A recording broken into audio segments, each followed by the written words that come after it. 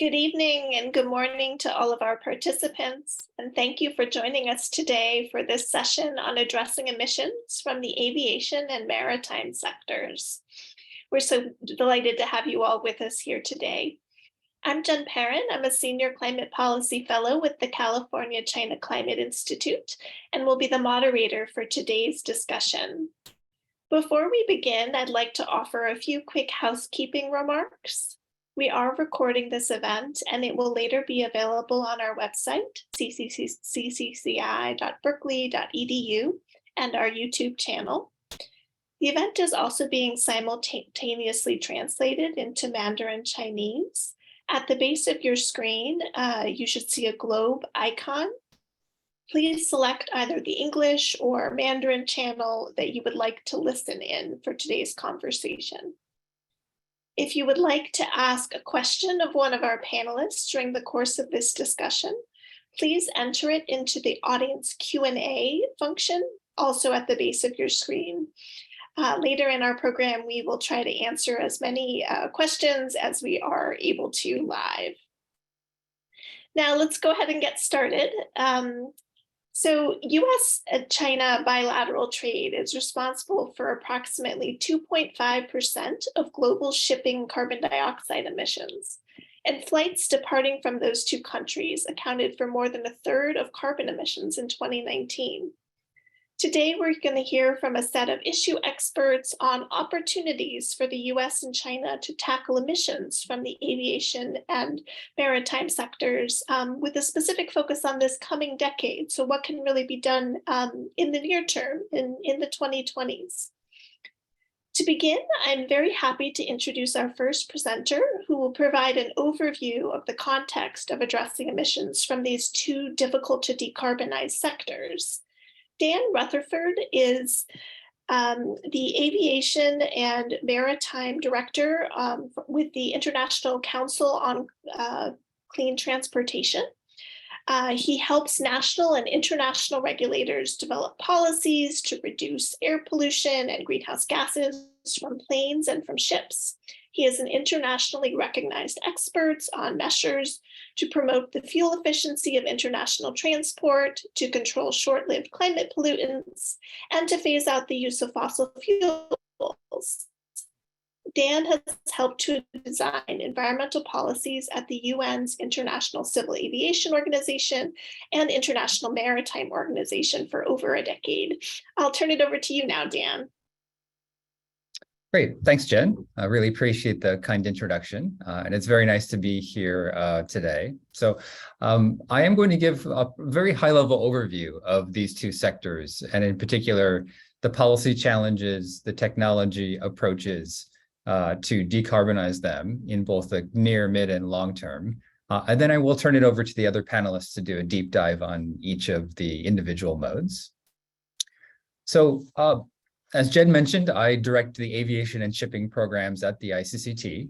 For those of you who don't know us, we are a research-based environmental nonprofit that works directly with environmental regulators worldwide to set better environmental standards for all modes of transport.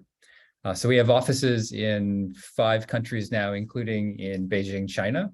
And we're scientists and engineers, and our bread and butter are any kind of analytical analysis to support standard setting, being it cost-benefit analysis or techno-economic analysis, emissions inventories, et cetera. You may know us best for being the group that commissioned the first research that helped uncover the Volkswagen Dieselgate emissions scandal. That was led by researchers in our Berlin office, but I've been working for about 15 years in 2 UN agencies, the International Civil Aviation Organization for planes and the International Maritime Organization for ships, to try and devise better solutions to reduce both greenhouse gases and air pollution from international transport. So it's a super exciting time for us. These two sectors, a lot of the emissions fall outside of national borders. And so there was a long hiatus. It lasted pretty much 2 decades. After the Kyoto Protocol, in which we saw relatively little action. There was a lot of can kicking, to be honest, about greenhouse gases. That all changed quite abruptly in 2018. That's the year that the International Maritime Organization adopted a 2050 climate target for international shipping. It will require dramatic reductions in greenhouse gases on the order of 70% of cumulative reductions through 2075. That was 2018, and that created a lot of new policy energy for shipping. We're about to see exactly the same thing happen again for aviation. So next week, the UN agency that governs civil aviation, ICAO, will adopt a net zero 2050 climate target and actually leapfrog IMO. And I'm sure that IMO will then feel the pressure to do the same next year. So we're talking about, requiring on the order of 70% greenhouse gas emission reductions through mid-century. And that's going to kick off a lot of new technologies and also the need for policies to support those technologies. Now, there are a few big buckets of mitigation measures for any transport mode. Energy efficiency is one of them. And we do see that there's significant potential to reduce fuel use and therefore reduce greenhouse gas emissions from both modes. And this slide just summarizes some of our research showing the different technologies that can be used for ships on the left and planes on the right in order to reduce fuel consumption. Fuel efficiency is going to be important on its own. We estimate, about a third of the emission reductions from each sector will come from greater fuel efficiency. And also, those measures are going to be important to help align energy demand with the supply of low carbon fuels, which is going to be limited and relatively costly for the near future.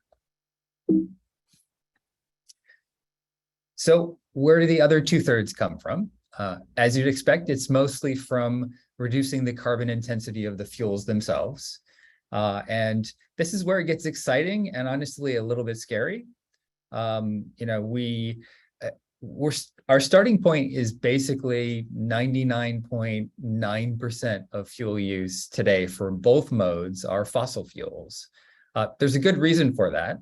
Both planes and ships require a very energy dense fuel in order to operate over the very long ranges that their voyages entail. And at the moment, it's basically fossil fuels. For shipping, it's either bunker fuel, sort of bottom of the barrel residual fuel, or distillate fuel. For planes, it's kerosene and fossil jet fuel in that regard. In order for these two sectors to decarbonize, consistent with a well below 2 degree scenario, which is the goal of the Paris Agreement, we're going to have to see massive increases in the use of low and zero carbon fuels.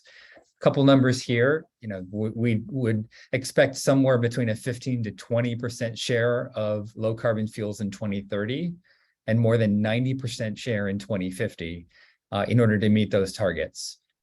Depending upon what the mode is, the fuel may be different. For shipping, it may be some combination of methanol, ammonia, and hydrogen.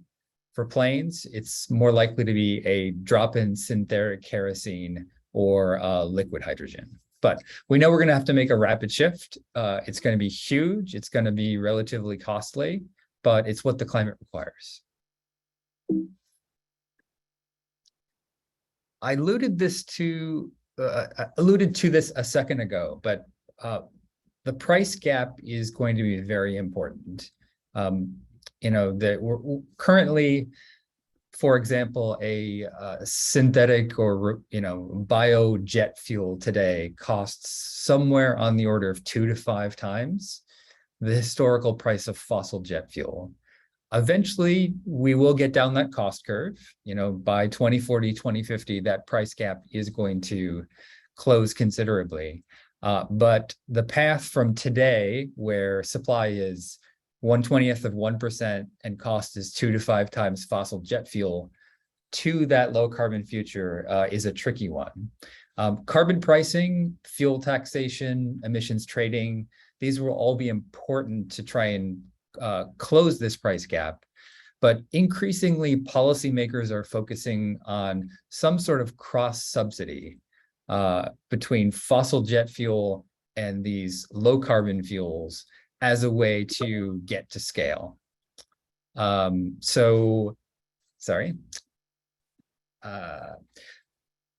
We've got some Teams meetings going on here. The graphic on the left slide here just shows kind of some modeled carbon pricing from some work that ICCT released early on this summer. And you can see if we can set up this system where you, at some level, tax fossil jet fuel and use that revenue to subsidize demonstration projects for low carbon fuels, we see a future where carbon pricing on the order of $80 per ton in 2030 would be enough to prime the pump for low carbon fuels. That price goes up over time to the range of $300 per ton, and then starts to fall as we reach economies of scale. So be on the lookout for this, carbon pricing being important, but less as like a blunt policy measure to close the price gap, and more as a way to generate revenue to cross-subsidize these new fuels. So here's the list of what we're going to need. It's going to be a lot. Our colleagues in the road transport sector have literally a 40-year lead on us. They've been working on fuel efficiency standards and taxation, low carbon fuels, et cetera, for that long. And we're starting to build that policy framework right now, both for shipping and aviation, but we've got a long way to go. We know that we need vehicle and engine standards. As I mentioned, we need low carbon fuel standards, policies to promote in-use efficiency at the airline level or the carrier level, and also fuel taxes and R&D support. So this is kind of a comprehensive list. I will turn it over to the other speakers next to walk through the specific policy opportunities in the near term, both for the US and for China. Thanks so much. Oh yeah, just the last note, Jen, you really previewed this very, very well. I mean, these are huge markets, in excess of 40% both of global traffic for containers and 40% of passenger emissions today. So, they're going to be huge contributors to the solutions to decarbonize both sectors. So that's all from me. Fantastic. Thanks so much, Dan, for helping to set the stage for this discussion. Now I have the great pleasure of introducing our additional panelists who will be discussing some of the near-term opportunities to help address some of these issues. First, we'll hear from Sola Zhang, a researcher also from the International Council on Clean Transportation. She's with the aviation team. Her work focuses on the environmental impacts of commercial aviation and related policymaking processes. And she's conducted in-depth analysis of airline fuel efficiency, aircraft fuel burn, and route level carbon dioxide emissions. Following that, we'll hear from Xiaoli Mao, who is a senior researcher on marine transport, also with ICCT. She leads and supports research on maritime policies, promoting zero emissions vehicles, regulating vehicle emissions and efficiency, and maintains the team's modeling tool, and has a regional focus on China. And then finally, we'll hear from Madeline Rose, who is the climate campaign director with Pacific Environment, who has a focus on decarbonizing ships, but they're also starting to work on aviation as well. Madeline has over a decade of advocacy experience and has worked on legislative campaigns. So we'll just follow along in sequence, and we'll start with you, Sola, to begin. Thank you for the introduction, Jen. I'll be sharing my screen shortly.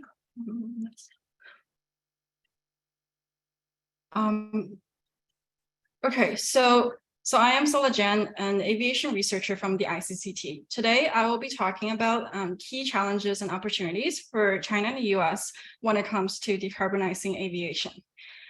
So let's start with the key challenges, which Dan had mentioned most of them, and then I like to think of them as in two major buckets. One is technology deployment, and then that encompasses, the fuel efficiency gains that we need to achieve with more advanced airframes, which take a long time to develop. So, whether they can come into market sooner is a big question mark.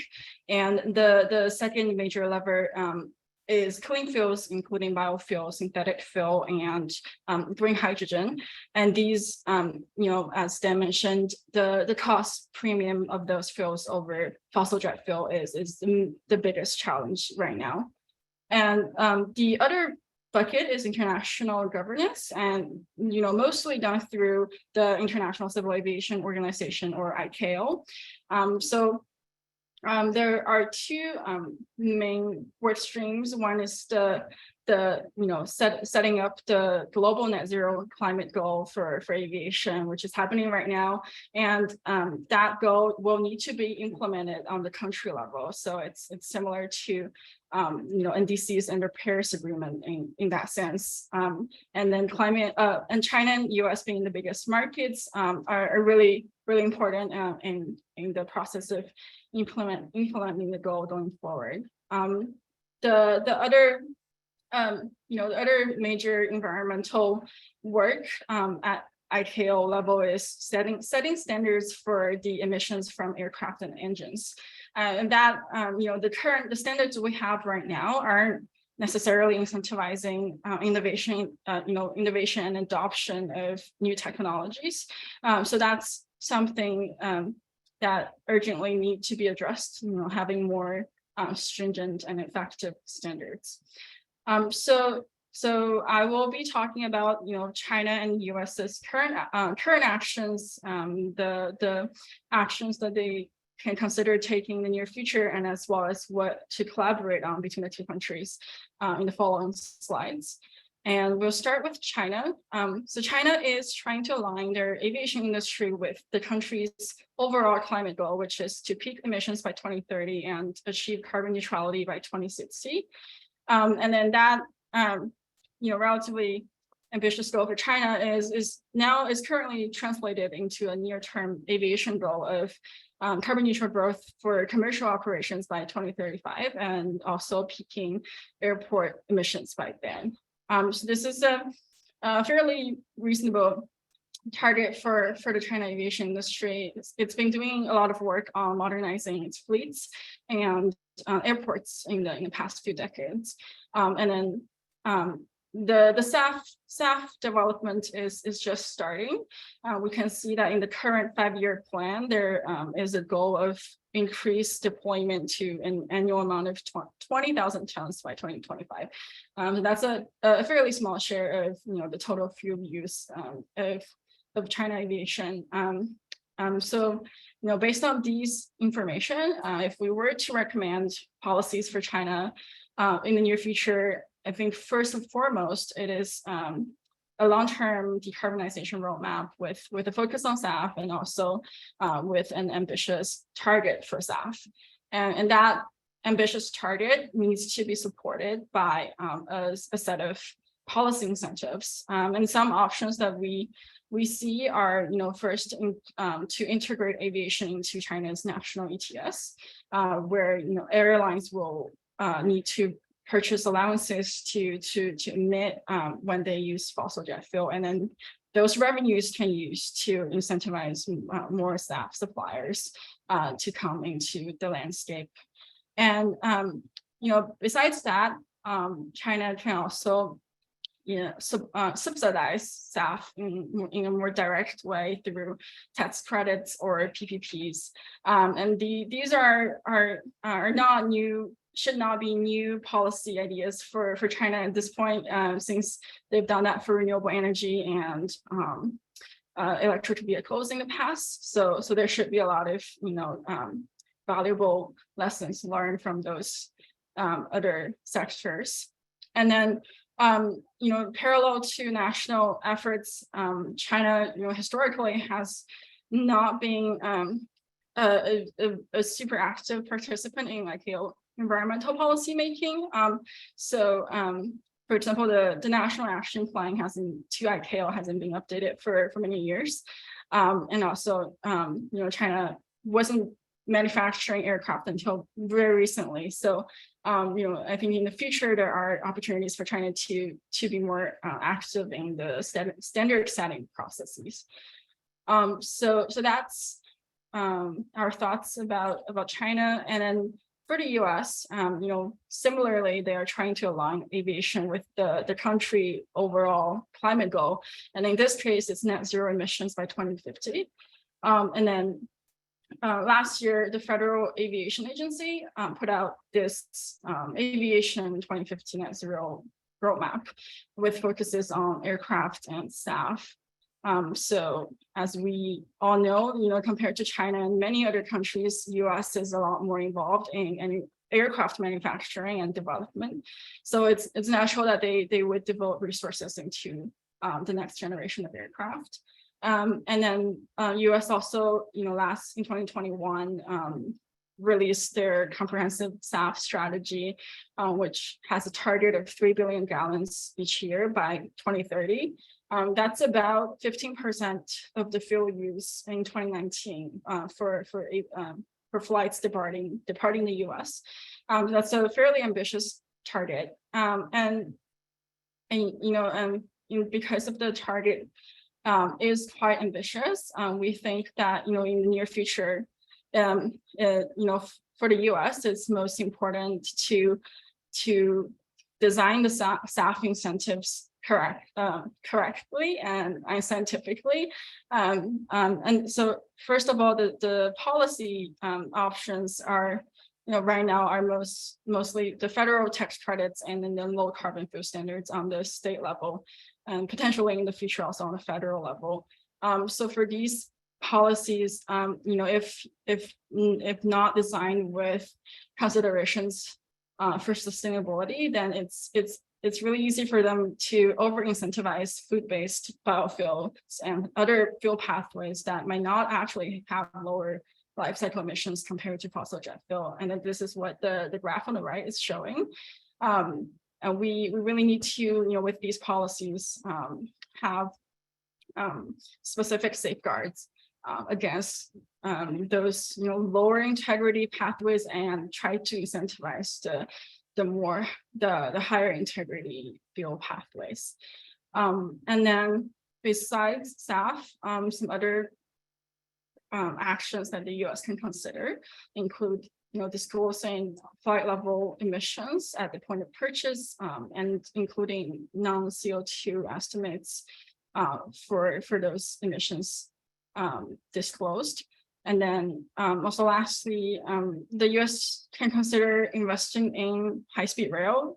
That's something that China has been doing for many decades. And, research has shown that that really helps, provide lower carbon alternatives to short haul flights. And, that's not an insignificant opportunity, considering both China and the US have a lot of domestic short haul flights.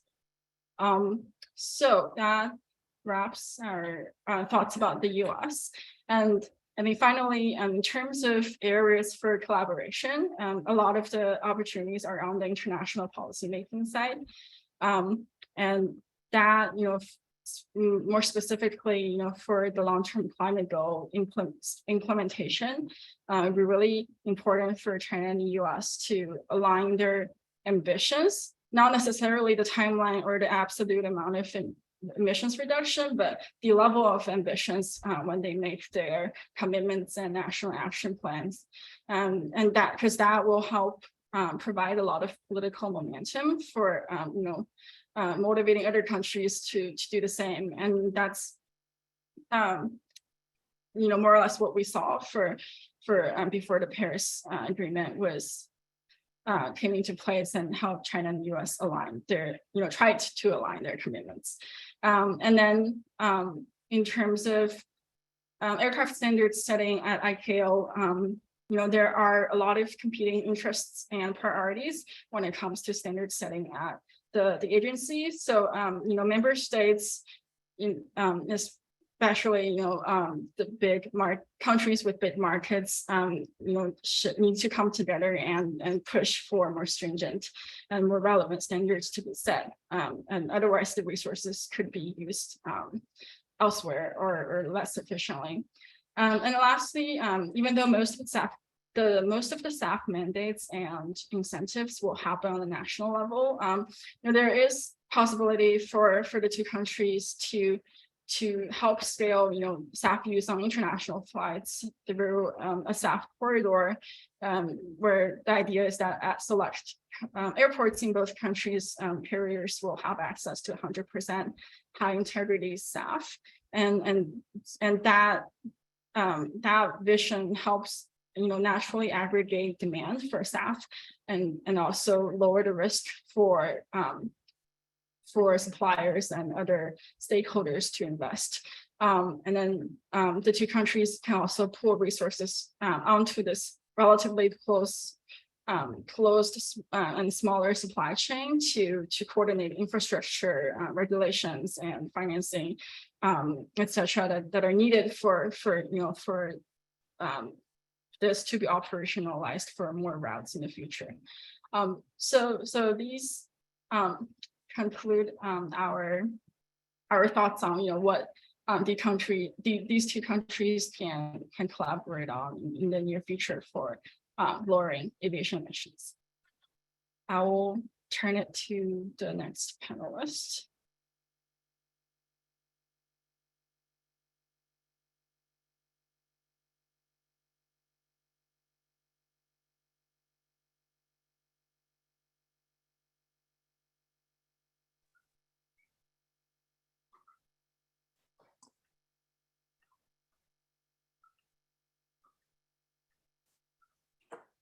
Hi, everyone.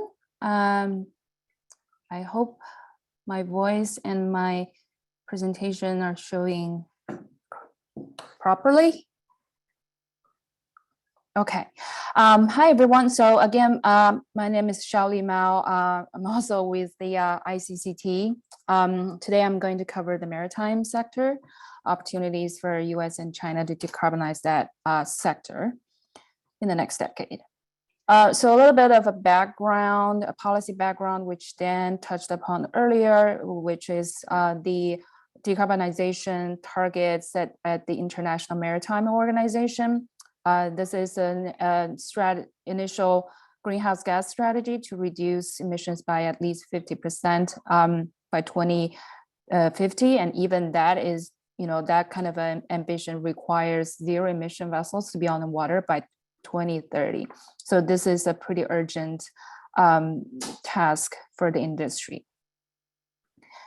First, I'd like to touch upon a little bit on the technology opportunities. So this is at the ICCT, we are technology neutral, meaning that we think in the future, the combination of propulsion technology and fuel for the maritime sector will be not just one, but a mixture of different options for different sectors. So this chart pretty much shows that we think, at the different time frame for different sailing distance, different shipping sectors, different types of technology might apply. So for example, in the near term, the full battery electric technology or the fuel cell, hydrogen fuel cells could be applicable for smaller ships in a shorter range application scenarios. And in the long range, we think that even for the longest route for the largest vessels, the full decarbonization using hydrogen fuel cells or ammonia or a combination of that should be realized as well. And between now and then, there's a transitional technologies, a hybrid type of technologies could be helpful. And you should also note that those fuel efficiency technologies like wind assist and drag reduction technologies would play a role as well. And this is relevant for the near future. So we think that short-term measures matter from now and then. between now and then. In the left-hand side, this is a study done by CCT just to look at the combination of speed reduction and a tightened technological efficiency standards, the EEDI, how tightening that with the speed reduction could help achieve the IMO's initial greenhouse gas strategy. So you can see that, you know, at the very far left of this chart, with a 30% speed reduction and with tightened EEDI standards, the possibility of reaching that goal by 2050 is at 74%. So you should, the short-term measures really matter. And on the right-hand side, this is a study that the ICCT did just for China. So we look at the coastal transportation sector, and we modeled a decarbonization pathway to go zero emissions from 2019 to go to peak and to reach the carbon neutrality by 2060. And you can see here, this is a decomposure of different potential of different policy measures that can reach that goal. And this goal is a 1.5 degree aligned goal by 2060. And you can see that energy efficiency standards, these are short-term measures, matters a lot. On the fuel side, we would like to see sustainable alternative marine fuel being implemented in the near future, but we really need to nail down the definition of a sustainable alternative marine fuel. And we think that you should at least consider 3 principles. Principle 1 is to consider a CO2 equivalent, but not just CO2. So that means the all greenhouse gases, not just CO2. So that, you know, for some LNG applications, if you consider life cycle emissions of methane, that would probably lead to worse climate performance of those ships. The second principle is to consider a greenhouse gas potential, 20-year greenhouse gas potential, not just greenhouse gas, the 100-year normal standard, because, you know, the climate crisis is very urgent. If you just look at the 100-year greenhouse gas potential, you might be losing the sight. So the third principle is to consider well to wake, not just tank to wake. So this is a life cycle perspective. So we think, you know, because there are many upstream emissions associated with the entire fuel supply chain. So if you just look at the tailpipe emissions, you're only looking at part of the picture. So really, we need to do robust life cycle assessment of a certain fuel sustainability. So that is the fuel side. And now comes to specific policy recommendations that we are thinking for the 2 countries.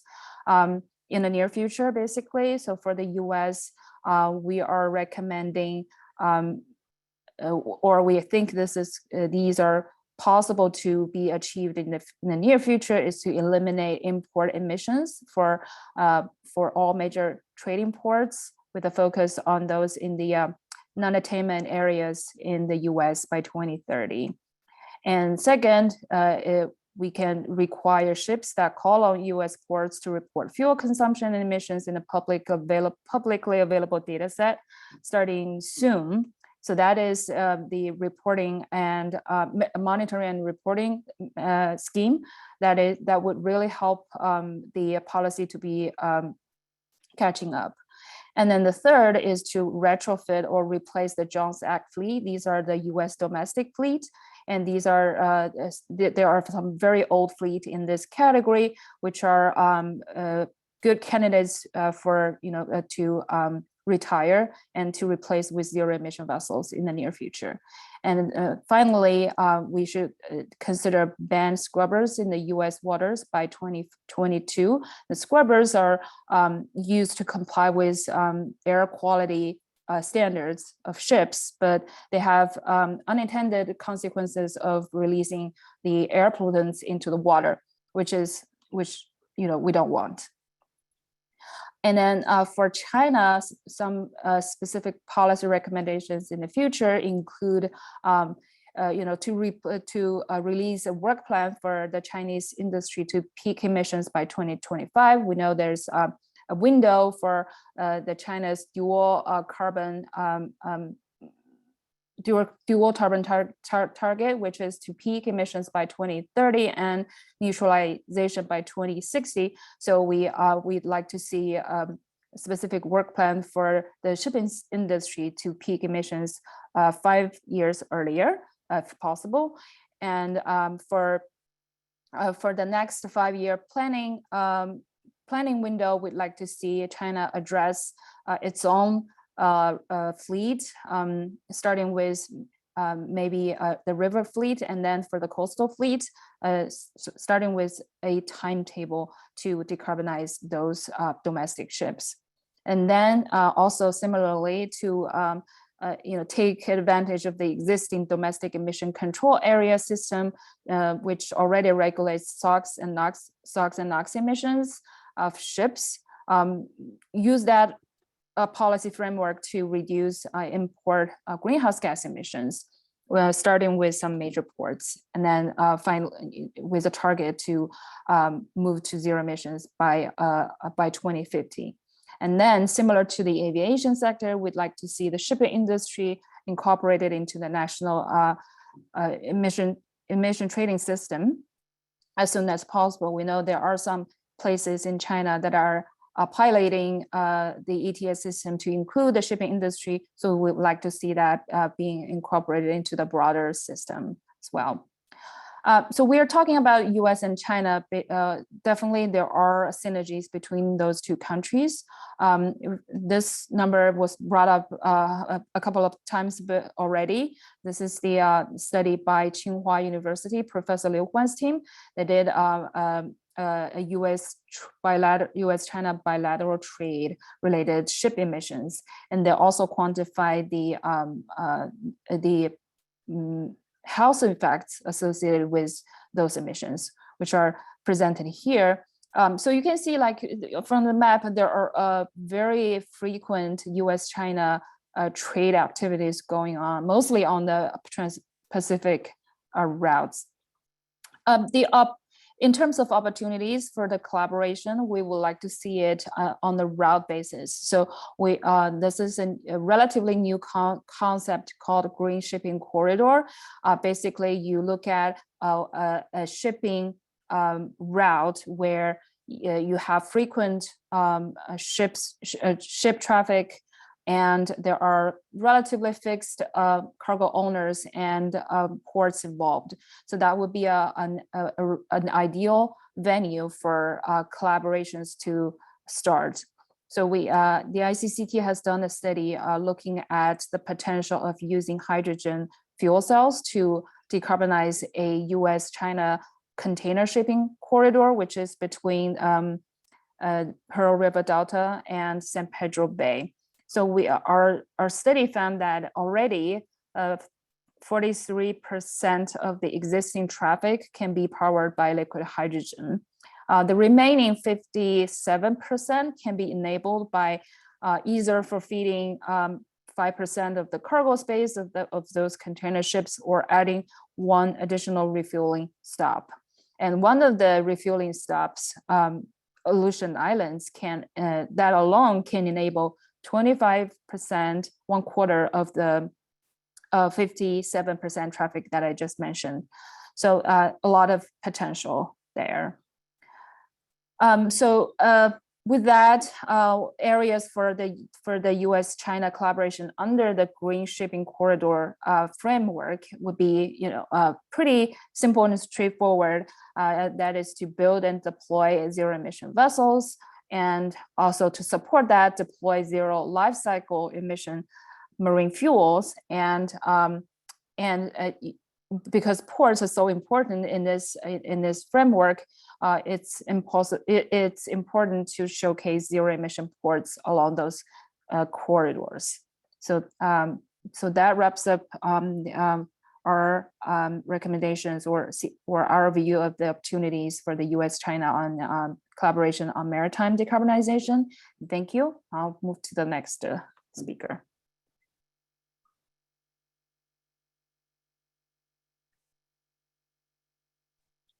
Thanks so much, Xiaoli. I will get my slides up in just a second.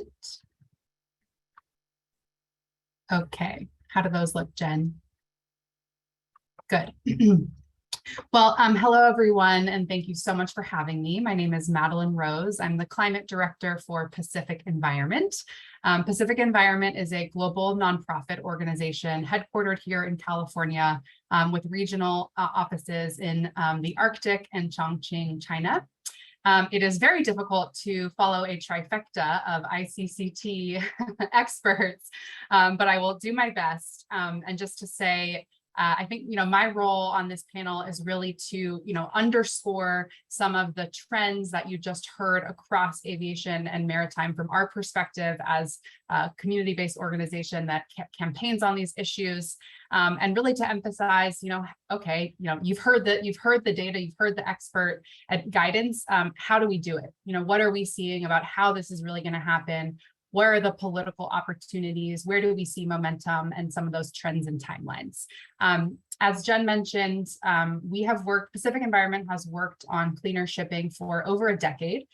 We've held consultative status at the International Maritime Organization.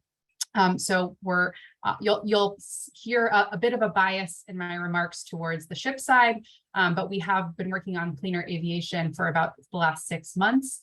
Just as Xiaoli mentioned at the end there, because of ports, because of the prominence of ports, and a lot of the ports that we're working with, they're saying to us, we have to do integrated master planning for ships and planes at the same time. And so we're adjusting and pivoting that way.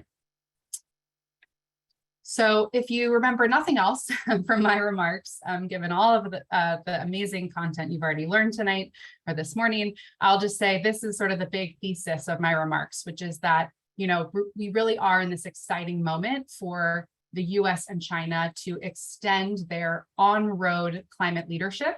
So all of the momentum and leadership we've all been seeing and many of us been a part of on cars and trucks for the last, couple decades, we really feel like now is the time to extend that to the seas and the skies. So let's extend that on-road climate leadership to the seas. Let's extend it to the skies. This is something that I spend a lot of my time saying to policymakers up and down the Pacific Rim, and we really do believe that it's true for a lot of the reasons that Dan mentioned.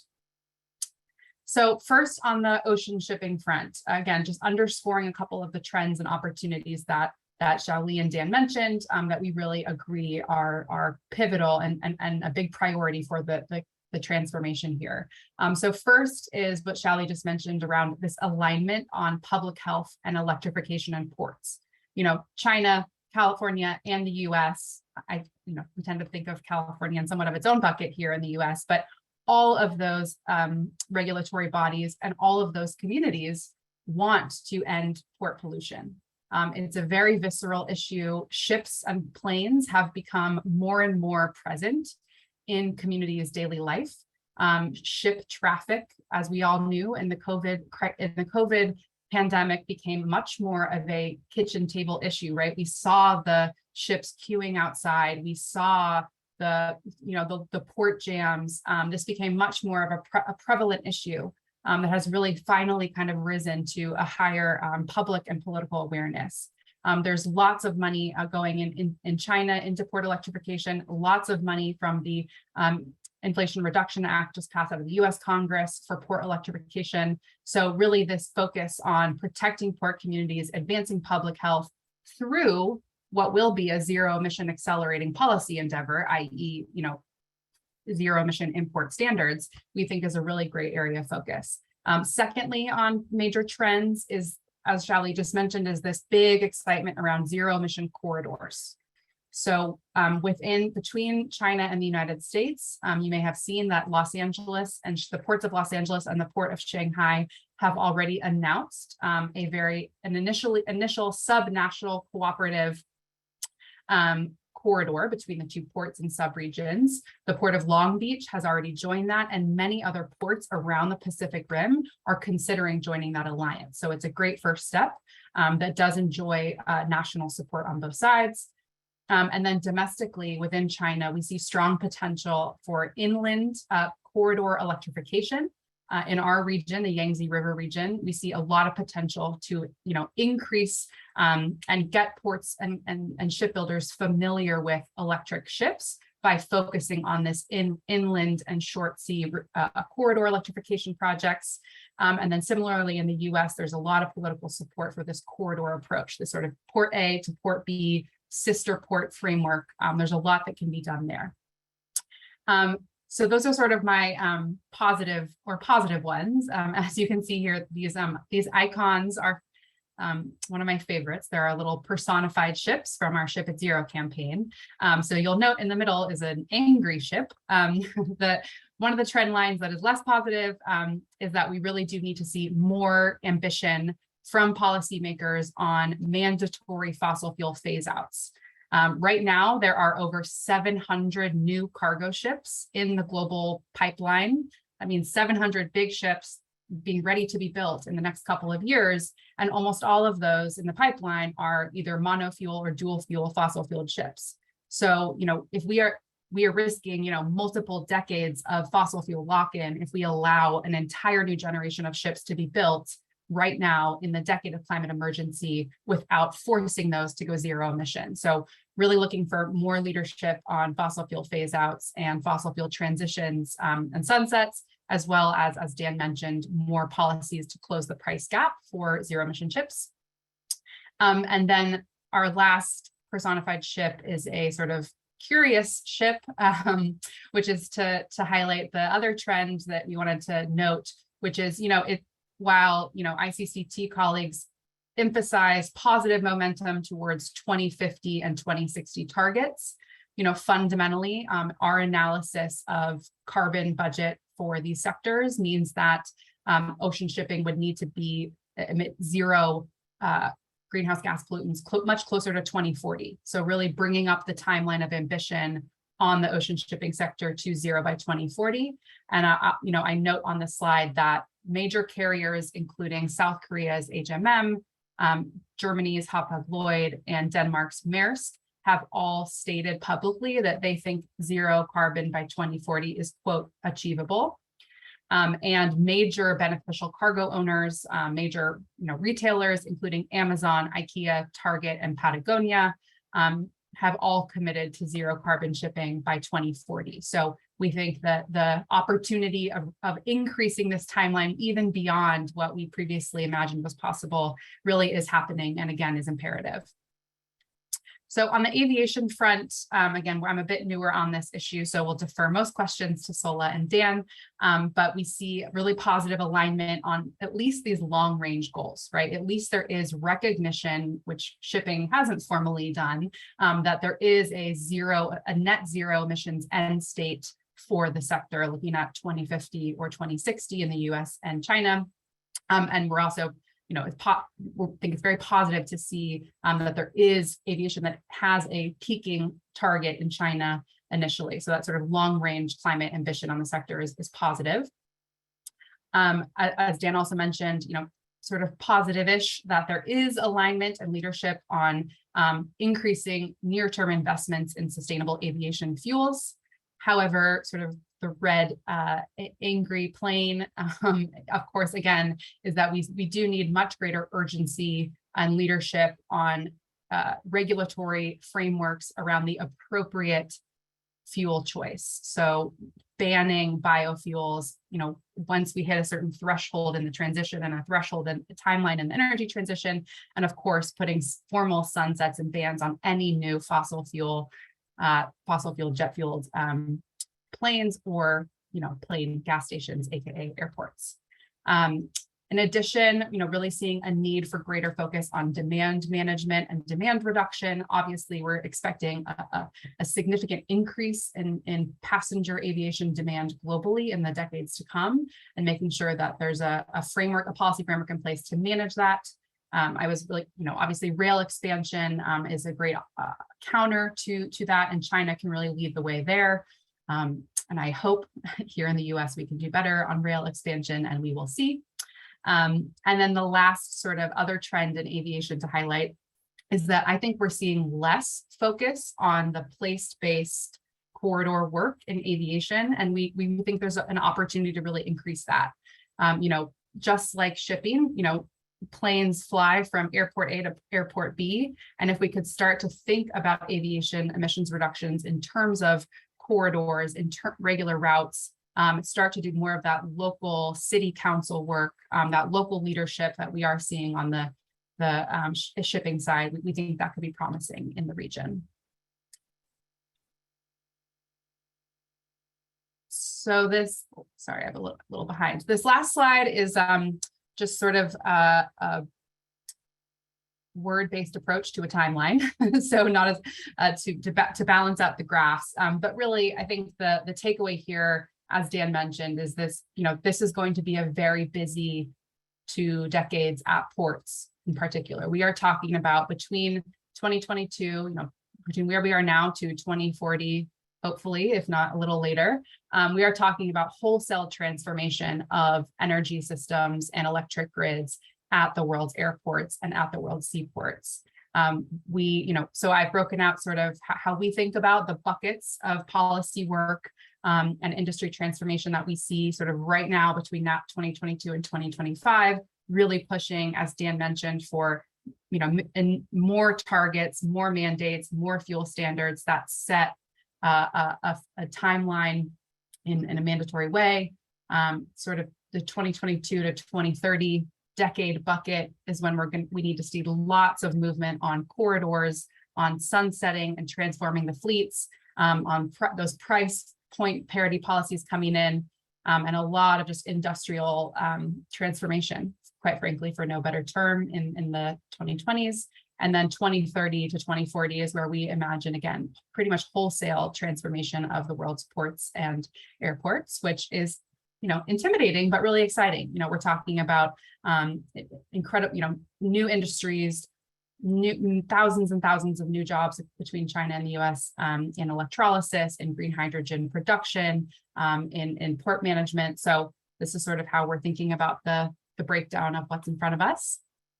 And yeah, I will just close by repeating that we're really excited about this opportunity. We think that the Newsom administration here in California and both the federal governments in the US and China are really well poised to, again, kind of extend the on-road electrification, on-road decarbonization toolkit to the seas and skies, and finally bring these two sectors into their transportation decarbonization leadership agendas quite strongly. So again, thanks for having us. My last slide is just a shot of our team in China, as well as some of the advocacy shots of really just to show the energy in the public debate and energy and policy that we're seeing on ships and planes. So thank you so much, and back to you, Jen. Thanks so much to each of you for these fascinating presentations. I really enjoyed hearing your remarks. Now we're going to open it up to the audience Q&A portion of our discussion. As a reminder to our audience, if you do have a question, feel free to type it in the Q&A box that's at the base of your screen. We're going to try to answer as many as we can. Perhaps to kind of start off at big picture, we have a question kind of interested in kind of these international policy fora, the ICAO and IMO. So if our colleagues could share kind of some of the kind of key hot topics that are going on in these negotiating bodies around these issues, and specifically kind of, how the US and China might find some convergence or alignment in those forums. So any of you tracking kind of those policy processes that want to chime in on that question? I can jump in first, and maybe I'll cover aviation. And I don't know, Madeline, do you have your foot in IMO? Okay, good.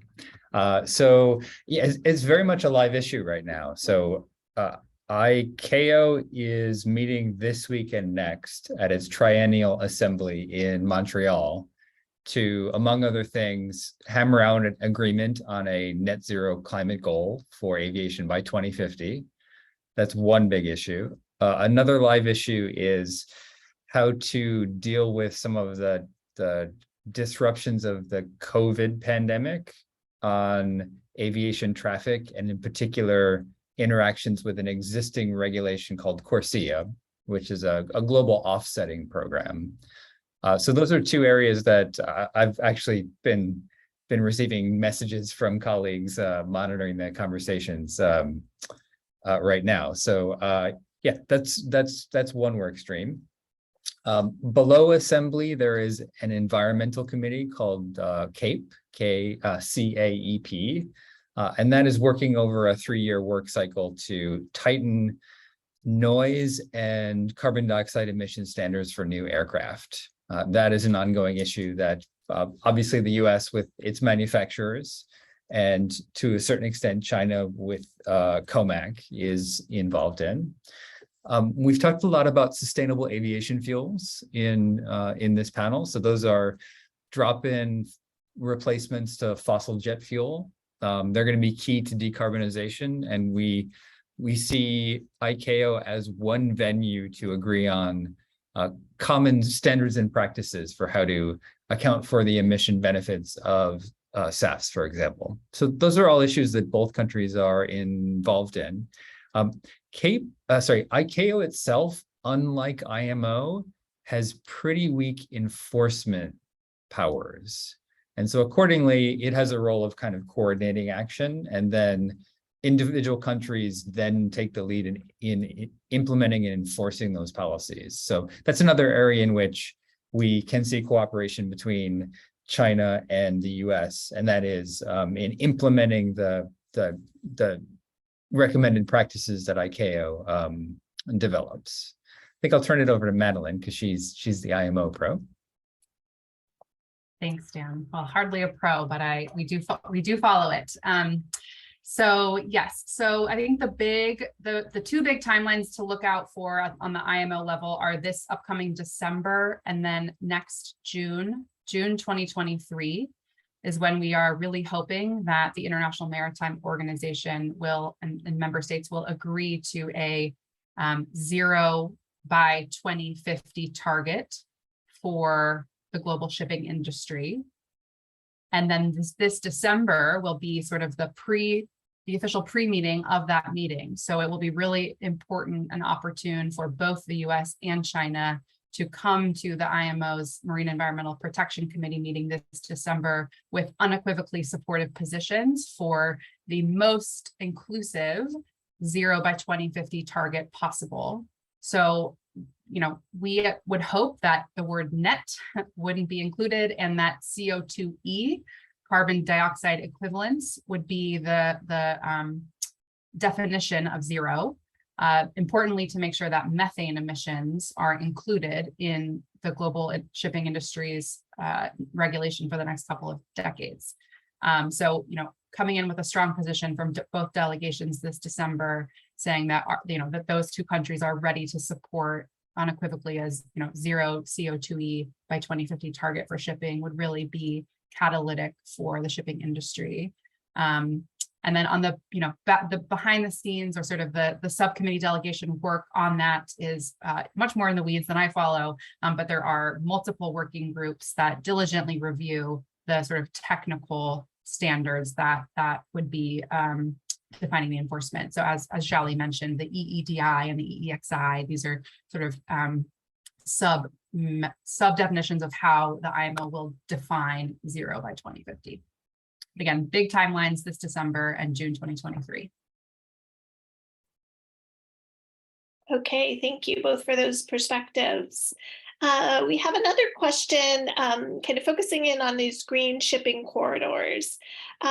What do our experts think about the possibility of battery electric ships being competitive in trans-Pacific shipping if they were able to be recharged or have battery swapping along the route? For example, if that were powered by offshore wind floating arrays. Any perspectives on that? I can probably start first, and maybe Dan, if you have additions, feel free. So we, like I said, we looked at hydrogen fuel cells for the Trans-Pacific traffic, and hydrogen itself is a very low energy density fuel already, and that we study that to pretty much use it as a extreme case scenario. You know, if hydrogen works for that long route, possibly most of the other fuels that are on the table these days could work for the Trans-Pacific sector, except for electricity or electric ships. So a battery has even lower energy density than hydrogen. So mostly we are seeing its uptake in the short route, smaller ships application scenarios. I would say definitely start from there, but I wouldn't discourage any applications for larger ship applications or for longer ranges. As a matter of fact, recently there's a study by Lawrence Berkeley Lab. I don't know if I pronounced their name right, but they published a study for specifically large battery electric large container ships and its feasibility of them and the cost side of it. And they're the battery expert, and they see it as fairly applicable from the technological perspective. So I would say, and their finding, I think I'm just like trying to remember the numbers. I think it's mostly applications under 5,000 kilometers for medium-sized container ships could mostly work in the near future. So their near future, I think, is by 2030. So it's a pretty aggressive, I would say, pretty optimistic estimates for that sector. Because definitely batteries are not the most favorable options for deep sea shipping options as of now. But the caveat is, like whoever raised this question is, there are the battery technology is evolving very fast, and there's like the battery swap, containerized batteries and things like that, and possibly there are. You can use unused containerized batteries for grid peak shaving usage as well. So there's a lot of new technological developments that are ongoing right now. So I would say it's still it's not the most favorable options right now, but it's definitely not off the table. Dan, do you have anything to add? No, I think that was a good summary. I mean, the starting point for batteries is sobering, right? Like the energy density per unit mass of a battery is 1/40th that of a liquid fossil fuel. So the mass constraint is severe, especially for planes. The volume constraint is a little less of a concern. So there is room on a ship can carry the mass. It's often a question of the volume, but you do have other constraints like the charging times, the number of cycles that a battery can be used before it needs to be replaced, etc. So yeah, I mean, there is that LBNL analysis. It is pretty aggressive in the assumptions. But we'll see where the technology goes. At a minimum, the capital expenditure increment for battery electric ships will be very large at the beginning. It'll be like we've seen numbers of ships costing the ship itself costing 6 to 7 times as much as a fossil fueled ship because of the cost of the batteries, and that's obviously a heavy lift for any carrier.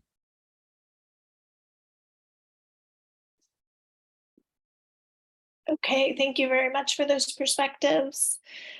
Perhaps a question on aviation. So one of the recommendations was around the possibility of including aviation in China's national emissions trading market. And Sola, I think you referenced that some provincial pilots. I wondered if you could speak a little bit more about those provincial pilots and how likely you think that that is as a potential tool in the policy toolbox in China. Thanks, Jen. I think it's Sally who mentioned that there are pilots of incorporating marine into the national ETS, because I think right now for aviation, there aren't concrete plans for integration yet. I don't know, Sally, do you want to provide some details about the pilots? What I mentioned is shipping industry itself. There's a Shanghai, the city level ETS. They have been including shipping industry companies, meaning like shipbuilders, cargo carriers, ports, stuff like that. So the whole industry chain into their ETS system starting, I think, last year. So it's been implementing, and the list of companies that's participating is increasing. So I take that as a positive sign of including shipping industry into the system, although the national system hasn't yet included the shipping industry yet. And I don't know if they have any plans in the near future, but pilots are useful, probably would work in some places than others. I don't know about aviation, but it's possible.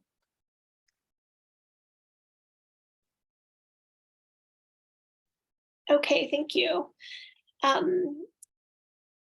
I wonder if any of you might want to speak to kind of corporate leaders in either of the sectors. Is there any momentum around, standard bearers in the industry that are wanting to kind of push ahead, whether it's on sustainable aviation fuels or switching to electric vehicles? Whether there's any momentum around kind of a virtuous cycle of leadership, of corporate leadership in the field, whether on the corporate side, you see that, or in the advocacy space, Madeline, whether, there's advocacy groups that are, kind of ranking companies kind of based on how green they are or aren't. Anything related to kind of corporate sustainability and maybe developing a virtuous cycle of greening industry. Yeah, well, I'll start and then over to the aviation colleagues. I think, credit where credit is due, really want to highlight, increasing leadership from cargo carriers. So we run a campaign called Ship It Zero, www.shipitzero.com. It's very cute. There's my little personified ships. This is our campaign to really make shipping more of a kitchen table issue and to kind of break down the challenge of proxy responsibility. So we have been calling on, Target, Walmart, Home Depot, Lowe's, Williams-Sonoma, like all of your favorite retail brands here in the United States to step up and take responsibility for their supply chain emissions and specifically their ocean shipping emissions. And we've really seen quite quick responses to that and a lot of genuine interest to learn, to figure it out and to use their market power. It's a really, the data and transparency in shipping is very bad. A lot of these companies don't even know which container their cargo is in at any given time, right? It's a quite complex issue that's gotten, the data hasn't been very tightly regulated for the last couple decades, and now it's a bit messy. So I'll just say, Amazon, IKEA, and Target, as well as Patagonia, REI, and some smaller companies have taken steps to proactively commit to, moving their products on fossil-free ships by 2040 and setting progressive benchmarks to reach that target.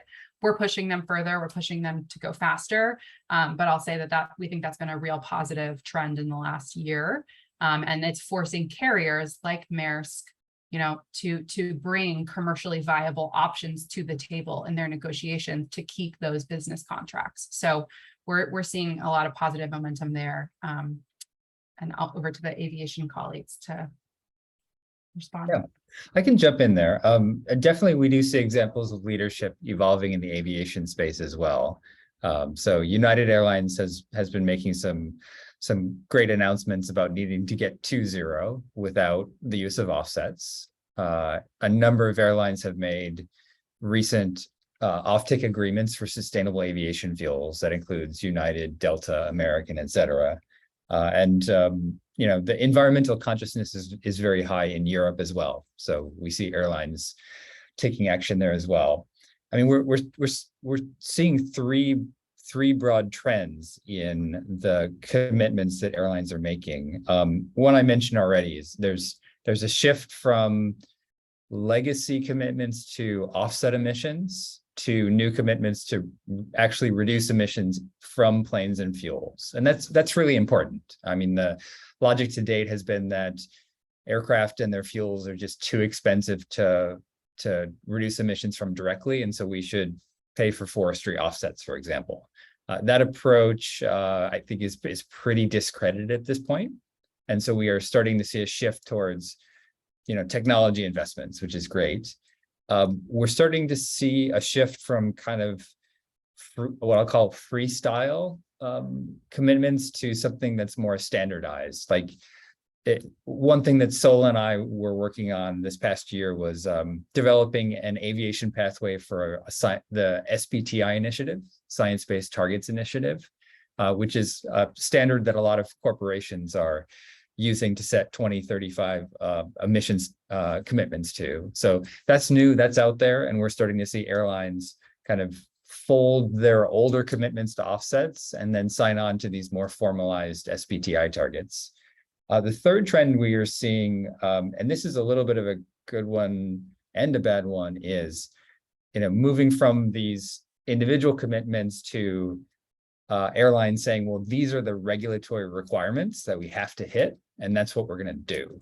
We're seeing this increasingly in Europe because there are oncoming sustainable aviation fuel mandates. There is expansion of the emissions trading system to cover aviation. So what we're seeing is a number of airlines, it's stepping up, like they made voluntary commitments.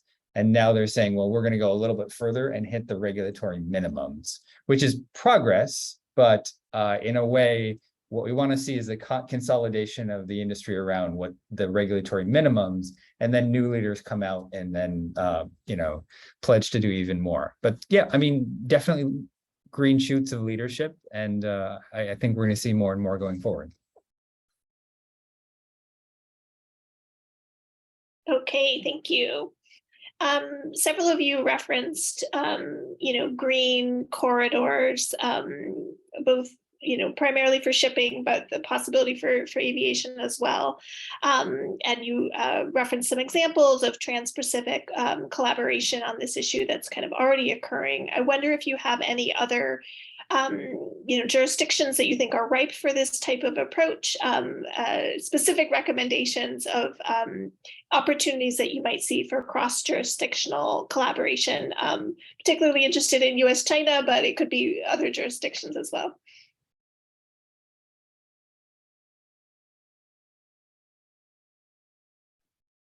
Maybe I can start. I would say we only studied one pair or one route, which is between specifically Shenzhen to Los Angeles or Long Beach, that cluster. But really any route, that existing route that have frequent traffic, maybe containers or maybe other shipping sectors, could start thinking about a green corridor concept. Because if you, on a corridor, you have frequent traffic, you have dedicated cargo owners and carriers and ports. With ports, you have infrastructure, you have bunkering, you have fuel supply. If you can nail down everything on the route that could really work, and that could enable the economy of scale that could drive the price premium of using zero emission technologies or zero emission fuels down by a lot. But you have to have everybody on board, and that's where the green corridor type of commitment helps. There's, after our study, there's actually an announcement of an actual green shipping corridor between Shanghai and LA, Los Angeles, that was announced recently, that they're going to do this world's first green shipping corridor, and they will have first zero emission ships deployed on this route by, I think, 2030, that's, or something like that. So there are a lot of industry champions in that along that route. So that's a consortium of different stakeholders for that announcement, not just, you know, two ports announcing that. It's actually involving a lot of stakeholders in that. I mean, Shanghai and LA, that's basically a very busy route. That's different from the route that we study, but you know, it's not about specific routes. It's about how you see, you know, how you measure the frequency, how you of traffic, how you it's possibility of engaging all the stakeholders of that route together, that can determine the feasibility of a specific route going zero emissions, choosing a specific or a combination of technology and fuel options for that route. So we are also like seeing in other shipping segments like bulk carriers, which is a lot different than container ships. There, the green shipping corridor opportunities for them might look a lot different than a trans-Pacific route. So, for example, a route between Japan and Australia, where there's a lot of bulk carrier traffic from between those two countries, that could be an area for a different type of technology, zero emission technology for specifically for the bulk carrier sector to be applied there. And of course, in order for that to work, they have to have everybody on board for that route.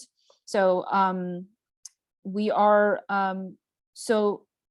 yeah, I think the key takeaway is to you know, any existing route, you can consider any existing route for a green shipping corridor, but you really need to think about the business case, the opportunity to have everybody on board, to clear out the obstacles of the split incentives, which is, you know, the biggest economic barrier for any major zero emission technology deployment in the shipping sector, which is, you know, there's so many stakeholders, nobody wants to step in first. So you really have to have everybody together and coordinate the effort. Thank you so much.